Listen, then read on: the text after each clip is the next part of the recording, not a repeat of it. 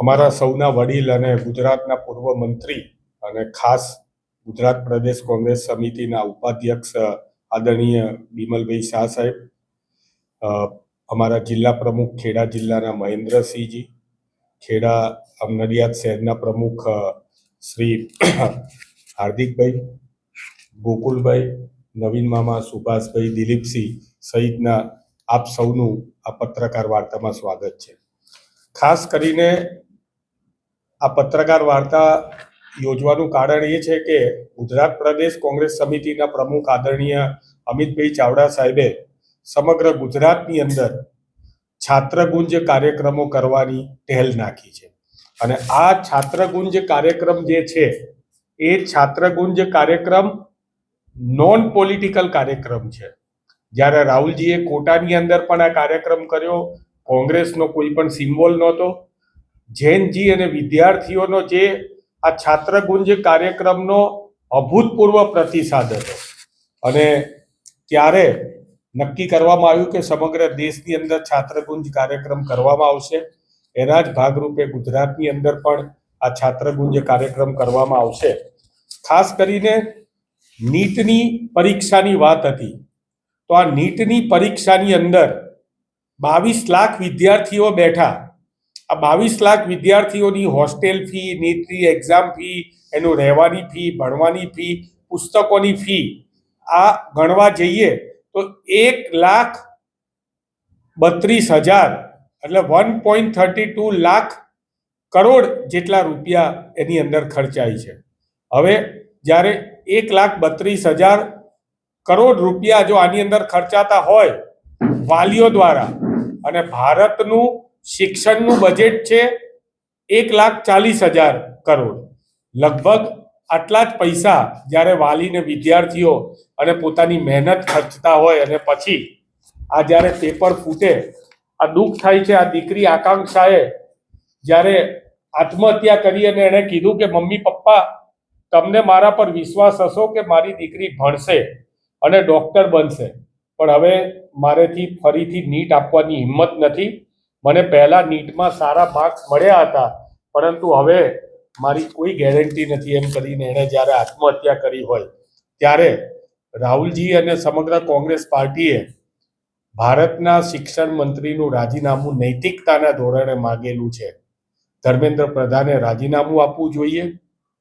સમગ્ર દેશની અંદર જે શિક્ષણની પરિસ્થિતિ છે એ જ ગુજરાતની અંદર પરિસ્થિતિ છે. આજે શાળાનો પ્રવેશોત્સવ છે, એનો પહેલો દિવસ છે. પહેલા તો પ્રવેશ ઉત્સવની અંદર સરકાર કોઈ બજેટ નથી આપતી, શિક્ષકો અને આચાર્ય પોતાના ખર્ચે પ્રવેશ ઉત્સવ કરે છે. અને આ પ્રવેશ ઉત્સવની અંદર વિદ્યાર્થીઓ તો આવી ગયા છે પરંતુ ગુજરાતના શિક્ષણ મંત્રીને પાઠ્યપુસ્તક ભંડારના ગોડાઉનમાં જવું પડે 2 દિવસ પહેલા. એનેથી વધારે દુઃખદ પરિસ્થિતિ શું હોય? સ્કૂલો ચાલુ થઈ ગઈ, પ્રવેશ ઉત્સવ ચાલુ છે અને વાજા સાહેબને પાઠ્યપુસ્તક ભંડારના ગોડાઉનમાં જઈને પોતાને જાતે કહેવું પડે છે કે રોજનું 500 ટન અમે રવાના કરીએ છીએ. હજી પણ નડિયાદની અંદર પણ હમણાં જ તપાસ કરી, નડિયાદની અંદર પણ પાઠ્યપુસ્તકો 9 થી 12 પહોંચ્યા નથી, વિદ્યાર્થીઓને જે મફત મળવા જોઈએ તે.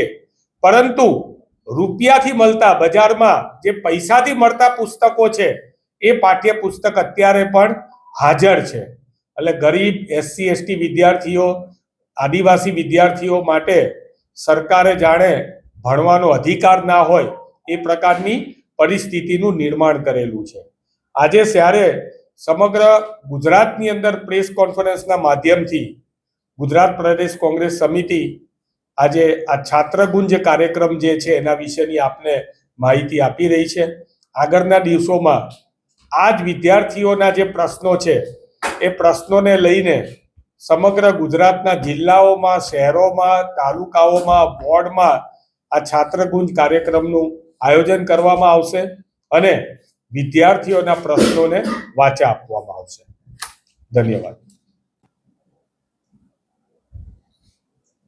જી સર.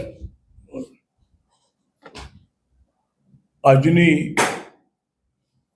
આ પ્રેસ વાર્તાની અંદર મારી સાથે ઉપસ્થિત પ્રદેશના પ્રવક્તા અને કોઓર્ડિનેટર શ્રી હેમાંગભાઈ, જિલ્લા અધ્યક્ષ ભાઈ મહેન્દ્રસિંહભાઈ, નડિયાદ શહેરના અધ્યક્ષ ભાઈ હાર્દિકભાઈ, બંને પ્રવક્તાશ્રીઓ ભાઈ આચાર્ય, ભાઈ નવીન મામા, મહામંત્રીશ્રીઓ ભાઈ ગોકુલભાઈ, ભાઈ દિલીપસિંહભાઈ, અને વિશેષ કરીને આજની આ પ્રેસ વાર્તામાં આપ સૌ ઉપસ્થિત રહેજો, અમારા પત્રકાર મિત્રો. આપ સૌ જાણો છો કે આજની આ ખાસ પ્રેસ વાર્તા વિશેષ કરીને જે પ્રમાણે નીટના પેપર લીક થયા, લાખો સ્ટુડન્ટો પરેશાન થયા, અને પરેશાનીની વાત ઘર ઘર સુધી જ્યારે પહોંચી જાય, અને આપણે બધાને ખબર છે કે આખા દેશમાં 89 કરતાં વધારે વખત પેપર ફૂટ્યા હોય. આખા દેશની અંદર આપણને બધાને ખબર હોય કે ગુજરાતના બજેટ કરતાં વધારે ખર્ચો જ્યારે વાલીઓ અને વિદ્યાર્થીઓ પોતાની તૈયારી કરીને કરતા હોય, અને આ આખો ઇનિશિયેટિવ્સ અમને બધાને કોંગ્રેસ તરીકે ગૌરવ છે કે વિરોધ પક્ષના નેતા અને અમારા નેતા શ્રી રાહુલ ગાંધીજીએ આ ઇનિશિયેટિવ લઈને આખા દેશની અંદર, એમાં વિશેષ કરીને કોટામાં આપણે સૌએ જોયું હશે કે જે છાત્ર ગુંજ કર્યો અને છાત્રોને સંબોધ્યા, અને છાત્રોએ પણ જે રિસ્પોન્સિવ થયા છે. આ લાગણી ફક્ત કોટાના છાત્રો પૂરતું સીમિત નથી. ઘેર ઘેર જે છોકરાઓ, જે વાલીઓ પોતાના દીકરા દીકરીઓને અલગ અલગ પરીક્ષાઓ અપાવવા માટેની તૈયારી કરી રહ્યા છે, આ બધાને લાગુ પડે છે. અને એટલા માટે આ છાત્ર ગુંજ અમે લોકોએ નક્કી કર્યું છે કે દરેક જિલ્લા પ્રમાણે કરવું. આજે આપની વચ્ચે પણ જિલ્લા તરીકે પ્રેસ માટે એટલા માટે જ આવ્યા છે. ગુજરાતની સ્થિતિ આપણને બધાને ખબર છે. અસંખ્ય વખત પેપર ફૂટી ગયા છે, અસંખ્ય વખત પેપર લીક થયા છે. દીકરા દીકરીઓ બિચારા રાત દિવસ મહેનત કરીને જરૂર પડે તો પોતાના ગામમાં કે ઘરમાં વ્યવસ્થા ના હોય તો ગાંધીનગર કે શહેરોમાં ભાડે મકાનો લઈને, ટ્યુશનો લઈને, અસંખ્ય ખર્ચો કરીને જ્યારે એ લોકો મહેનત કરતા હોય છે, અને છેલ્લે જ્યારે પરીક્ષા આપ્યા ત્યાર પછી ખબર પડે કે આ પરીક્ષા રદ કરવામાં આવી છે અને આ પરીક્ષા કેન્સલ કરવામાં આવી છે.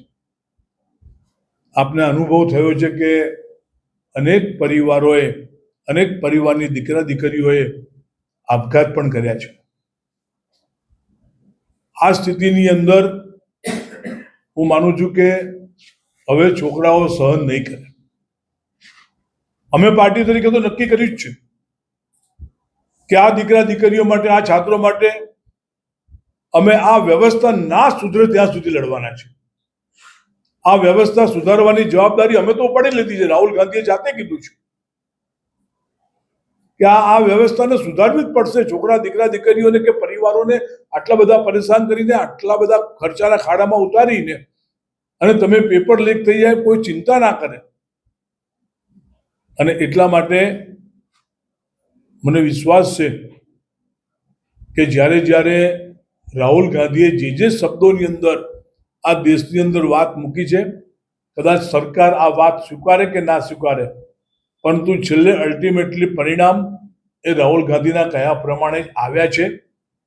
એમણે જ્યારે દેશમાં મોંઘવારીની વાત કરી હોય, જ્યારે દેશમાં કોઈ પણ ઇસ્યુઝ ઉપર જ્યારે બહાર આવ્યા હોય, ત્યારે અમારો અનુભવ છે, અને આપણે બધાનો પણ અનુભવ છે કે એ સાચા ઠર્યા છે. અને અસંખ્ય બનાવો, આમ સિરીઝ ઓફ ઇન્સિડન્ટ્સ તમને બતાવું તો એમ કહેવાય કે ભાઈ આ રાહુલ ગાંધીએ જ્યારે જે વાત મૂકી એ વાત સાચી છે. આજનો વિષય ફક્ત છાત્રો પૂરતું હતો, આ નીટની પરીક્ષાના પેપર લીક થયા પૂરતું હતો. આપણા ગુજરાતમાં અને દેશમાં અસંખ્ય વાર આ જે પેપરો લીક થાય છે, પેપરો ફૂટી જાય છે, એના સંદર્ભમાં આપણી સાથે વાત કરવાની હતી. અને એટલા માટે મેં આ વાત રાજકીય કરતાં અમારા માટે આ વાત લાગણીશીલ પણ છે. કારણ કે અનેક પરિવારના દીકરીઓને આપઘાત કરતા જોયા છે. છેલ્લે આ પોતાની એક ડૉક્ટર દીકરીનું જે સ્ટેટમેન્ટ છે એ તો આપણા બધાનું હૃદય ધ્રુજાવી નાખે એવું આ સ્ટેટમેન્ટ છે. અને મને લાગે છે કે આ ઇસ્યુઝને ઘર ઘર સુધી જે દીકરા દીકરીઓ પોતાની નોકરીઓ માટે, બેરોજગારીમાંથી રોજગારી માટે, અને આમ તો તમે જોવા જાઓ તો આખા શિક્ષણની વ્યવસ્થા બગાડી નાખી છે. કેજીમાં છોકરા શરૂ થાય, અરે કેજીમાં નહીં, હજુ છોકરાઓ કેજીમાં આવતા પહેલા જે છોકરાઓ સ્કૂલમાં મોકલવામાં મા બાપ, જે નોકરી કરતા મા બાપો સ્કૂલમાં મોકલતા હોય છે, અને એ પ્રમાણેની સ્થિતિની અંદર જે છોકરા છોકરીઓના પૈસા ભરવા પડે છે ત્યારથી શરૂ કરીને દીકરા દીકરીઓ ગ્રેજ્યુએટ થાય, પોસ્ટ ગ્રેજ્યુએટ થાય, અનેક ડિગ્રી મળે, ત્યાર પછીની જે સ્થિતિની વચ્ચે મને લાગે છે કે હું આપના માધ્યમ દ્વારા આપને બધાને કોઈ જે શિક્ષણના નામે ઉઘાડી લૂંટ, પેપર લીક અને પરીક્ષા કૌભાંડો જે થયા છે એની અમે અમારી છાત્રગુંજ આ કાર્યક્રમ આ જિલ્લા સુધી પહોંચશે. આજથી આ શરૂઆત થઈ છે અને ઘર ઘર સુધી આ વાતને અમે લઈ જવાના છીએ.